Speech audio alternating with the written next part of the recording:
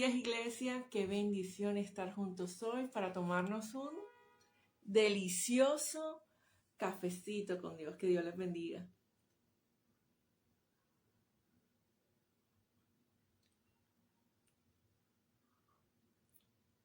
Bueno, mientras nos vamos conectando, vamos a orar. Vamos a darle gracias a Dios por este día tan maravilloso. Señor, gracias por este tiempo, Padre, por permitirnos estar aquí reunidos, Señor, desde diferentes lugares de la ciudad, Señor, pero con el ánimo y con el deseo de buscar tu rostro, Señor. Te pido, Rey, que le hables a cada uno de mis hermanos que se está conectando a este cafecito, que tú seas, Señor, hablándoles, dándoles certezas que necesitan en su corazón, dándoles determinación para actuar, Señor, que ellos puedan vivir no conforme a sus deseos, no conforme a lo que ellos anhelan, Señor, sino que su voluntad esté en hacer la voluntad de Dios. Gracias a todos aquellos que se están conectando y hoy precisamente vamos a hablar acerca de hacer la voluntad de Dios en esta tierra. Y vamos a empezar desde el Génesis, desde esa preciosa creación cuando Dios puso a Adán y a Eva en el paraíso y les dijo, de todo árbol que ustedes ven en este paraíso ustedes pueden comer, pero del árbol de la ciencia del bien y del mal no deben comer porque de cierto que van a morir. Y ahí estaban Adán y Eva viendo todos los árboles, viendo todo lo que había, delicioso a la vista para comer, todo lo veían bueno, todo lo veían, quiero que usted me acompañe a leer esa cita, todo lo veían agradable a la vista y todo parecía que era correcto para ellos, delante de sus ojos, tomar ese fruto que había en el árbol de la ciencia del bien y del mal. Margui, te mando un abrazo, gracias por conectarte y por estar aquí en este cafecito. Qué bendición que ya nos estemos conectando. Y vamos a que usted me acompañe a leer esa cita bíblica que está en Génesis capítulo 3, versículo 6, que dice, y vio a la mujer que era bueno para comer, que era agradable a los ojos y árbol codiciable para alcanzar sabiduría, y tomó del fruto y comió, y dio también a su marido, el cual comió así como ella. Delante de nuestros ojos hay cosas que parecen buenas. Aún delante de los hombres, muchos hombres van a parecer buenos y correctos. Parecía que el fruto era bueno para la vista y agradable para alcanzar sabiduría, pero no era la voluntad de Dios que Adán y Eva comieran del fruto que estaba, de ese fruto de la ciencia del árbol, de la ciencia del bien y del mal, comieran de él. La voluntad de Dios era que ellos estuvieran con ellos. Bendiciones, Margui, te mando un abrazo grande. La bendición era que ellos continuaran obedeciendo, esa era la voluntad de Dios, obedeciendo su palabra en el huerto del Edén. Pero ellos decidieron y tomaron la decisión de desobedecer, aunque no fuera la voluntad de Dios. Y eso entendido porque el Señor nos ha dotado a cada uno de nosotros con el libre albedrío, que es la facultad de tomar decisiones sin que exista presión alguna, ni que exista presión a nivel espiritual, ni que exista presión a nivel humano. Nosotros tenemos esa facultad de elección. El punto está en que hay que ver si esas decisiones que nosotros estamos tomando son buenas o son malas. Entonces, ahí está el libre albedrío. Y Adán y Eva tomaron la decisión de desobedecer, aún sabiendo que Dios les había dicho, no lo hagas, no lo hagas. Y hay un versículo que dice así, varón bueno, hombre de verdad, ¿quién lo hallará? Porque muchos hombres presumen su propia bondad, sus buenos actos, pero en realidad, ¿quién es el verdaderamente bueno? ¿Quién está haciendo la voluntad de Dios? Eso solamente lo sabe cada persona. Y hoy vamos a hablar precisamente del hijo pródigo, hoy vamos a hablar precisamente de ese, buenos días Alejandra, del joven rico. Quiero que usted me acompañe a leer Marcos 10, del 17 al 22.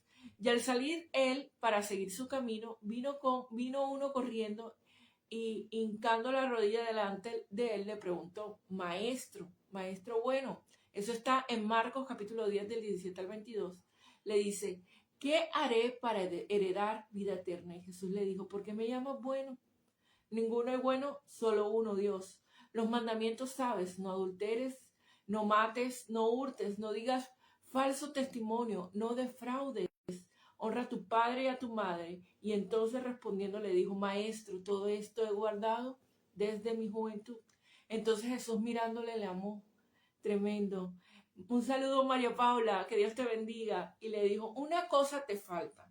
Anda, vende todo lo que tienes y dalo a los pobres y tendrás tesoro en el cielo. Y ven y sígueme. Y tomando su cruz, pero el afligido por toda esta palabra se fue triste porque tenía muchas posesiones.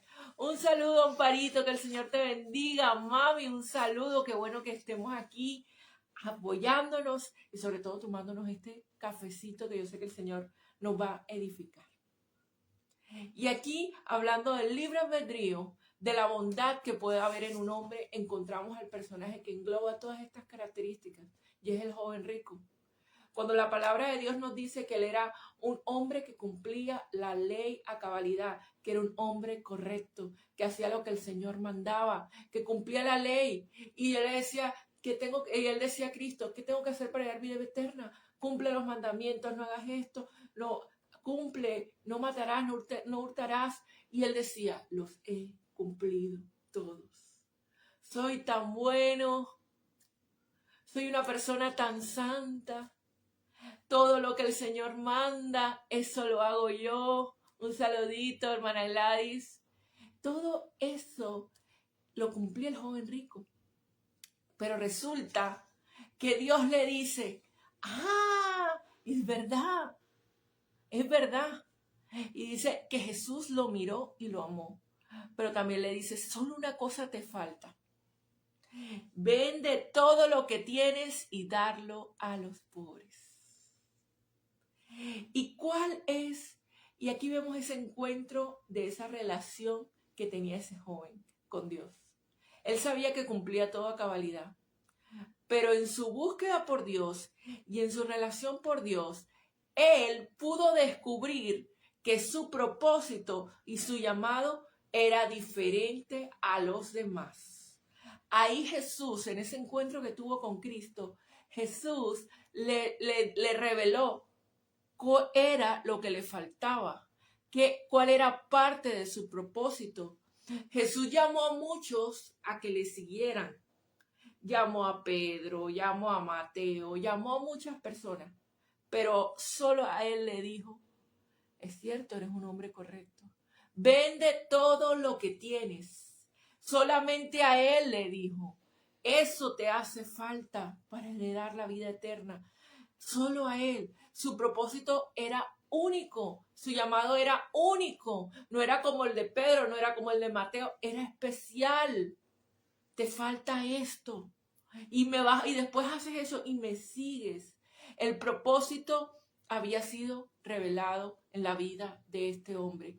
Y este hombre ya no solo conocía los mandamientos de Dios, ahora iba a conocer cuál era el propósito por el cual Jesús lo había llamado en esta tierra. Es decir, Jesús le estaba revelando cuál era la voluntad de él en su vida.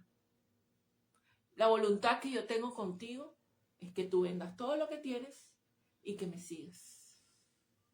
Era un propósito único, un saludito para ti, lady, qué bueno que te conectes. Era un propósito especial, no era como el de los otros, pero ya él sabía que Dios tenía un propósito diferente con él. Que no se podía comparar con Pedro, con Pablo, con Juan, no, era diferente. Su propósito estaba en dar y despojarse de lo que él tenía para entregarlo al reino de Dios.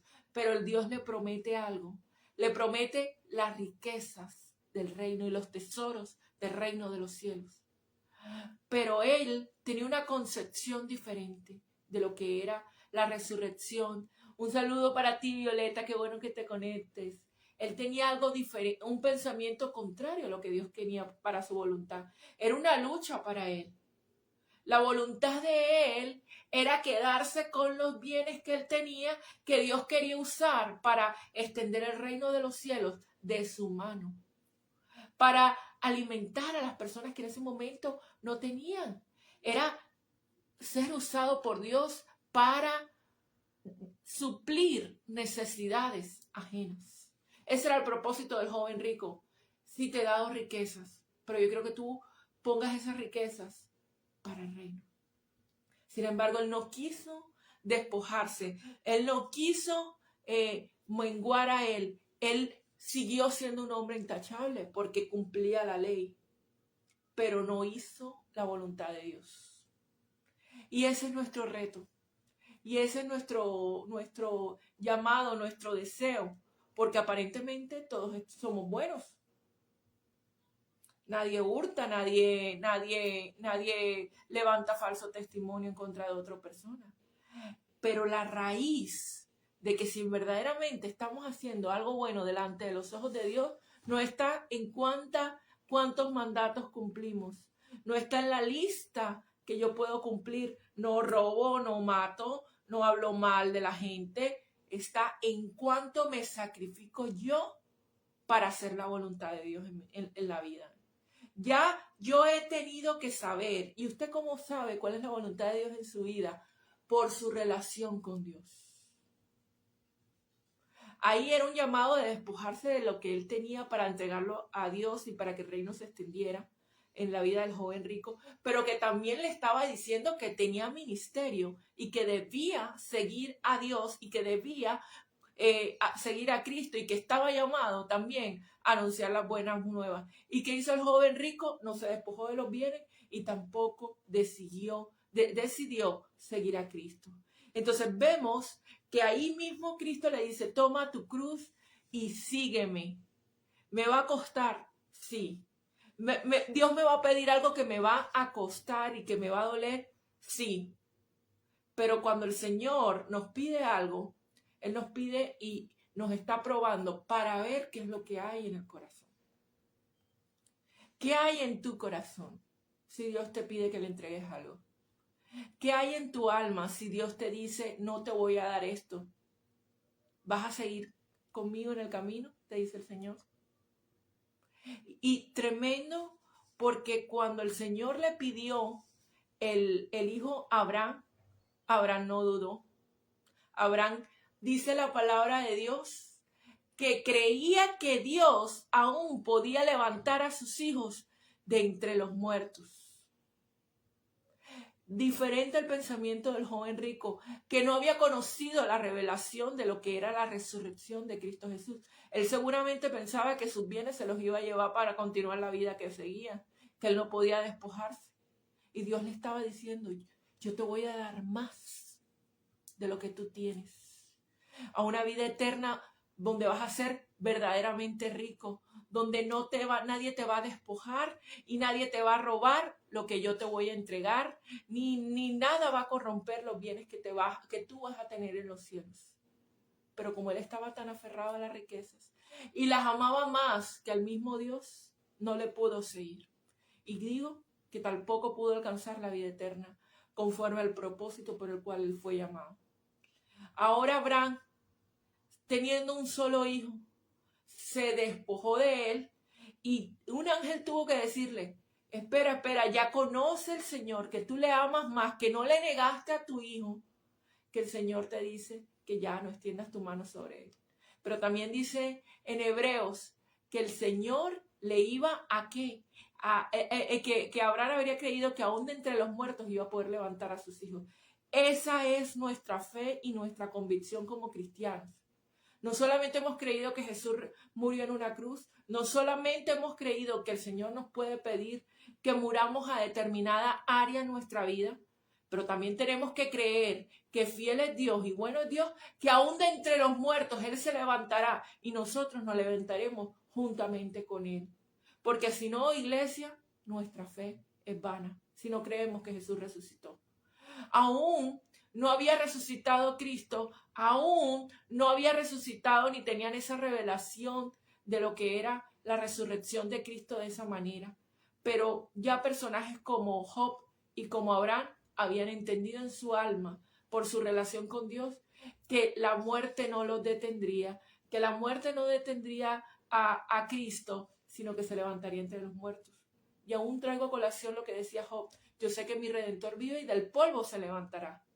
Y aún lo que decía Abraham, así era su fe, que la muerte no detendría, que la circunstancia, que eso que el Señor me está pidiendo morir, no va a detener el propósito por el cual Dios me ha llamado en esta tierra. Entonces, ¿qué es importante que usted entienda? ¿Para qué Dios lo llamó? ¿Cuál es su propósito? El propósito del joven rico era seguir a Cristo, era entregar sus bienes al reino, pero no lo entendió. Y no hizo la voluntad de Dios. Y cualquiera diría, ¡ay, qué muchacho tan bueno! ¡Qué hombre tan bueno! Pero varón de verdad, ¿quién lo hallará? Y como Cristo le dijo cuando se le apareció, cuando llegó el joven rico, el joven rico le dice a Jesús, maestro bueno, y él le dice, bueno solo es Dios. En esa época solamente se le decía bueno a Dios, a más nadie. Y él no estaba negando su divinidad, sino que se le estaba manifestando y le estaba diciendo, yo soy Dios. ¿Tú sabes que soy Dios? Tal vez le decía bueno, pero no entendía que él estaba hablando con Dios, con el Mesías, con Dios encarnado en esta tierra. Señor, que a nosotros no nos pase que no sepamos con quién estamos hablando, no nos pase que lo que tú nos estás pidiendo, lo mínimo, la una cosa que te hace falta, no se la niegues a Dios. Porque la una cosa va a definir muchas cosas en tu vida. Cuando Cristo le dice, una cosa, joven rico, te hace falta, vende todo lo que tienes. ¿Qué te hace falta para seguir a Cristo? ¿Qué te hace falta para alcanzar la vida eterna? No se la niegues al Señor porque el Señor te la va a multiplicar. Aquí en la tierra, y si no es aquí, lo más importante, donde nadie la puede robar, nadie te la puede hurtar, en el reino de los cielos.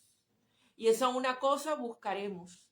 Así como había una cosa para Pablo también. Ya yo he alcanzado y sigo a Cristo, pero una cosa hago, una cosa, me extiendo lo que tengo delante y dejo atrás el pasado, me extiendo. Eso está en Filipenses 3, versículo 13, que dice, una cosa hago, olvidando lo que está atrás y me extiendo lo que tengo adelante. Y una cosa hacía David también en Salmo 27, versículo 4. Una cosa he pedido al Señor y esta buscaré, habitaré yo en la casa del Señor todos los días de la vida para contemplar la hermosura del Señor y para meditar en su templo. ¿Cuál es la una cosa que a ti te hace falta para poder alcanzar la vida eterna? ¿Qué te está quitando que entres al reino de los cielos? ¿Qué te está quitando la comunión con Dios? ¿Qué te está impidiendo? La una cosa, seguir a Cristo. Que la una cosa que nos haga falta la tomemos y estemos como David siempre en la casa de Dios.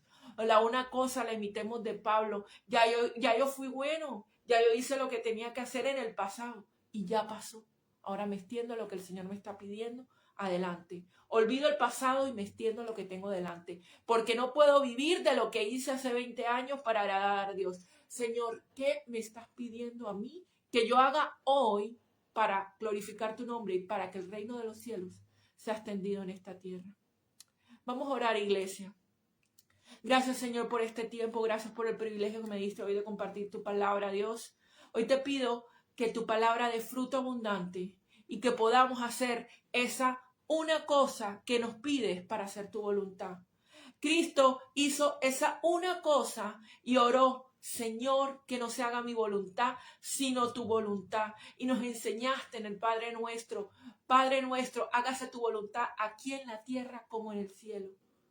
Iglesia, hoy oramos, Señor, delante de ti te pedimos, Señor, ayúdame a ser hacedor de tu voluntad, a despojarme de esa una cosa que impide que yo haga, y ayúdame a hacer esa una cosa, ese es último, eso que me estás pidiendo que no te he querido entregar. Ayúdame y ayúdame a hacer tu voluntad, que no sea lo que yo quiera, que no sea lo que yo busque, y que esa bondad, Señor, que tú has derramado, realmente podamos ser imitadores tuyos, Señor. Así como Cristo se despojó de sí mismo y hizo tu voluntad, yo pueda ser imitadora de ti, Señor, y hacer tu voluntad. Bueno, iglesia, qué bendición estar hoy reunidos. Les mando un abrazo y nos vemos en otro cafecito con Dios. para seguir buscando y escudriñando más la palabra y todas esas riquezas que el reino, que Dios nos ha dejado en su palabra. Qué bendición estar con ustedes y nos vemos en otro cafecito. Un abrazo.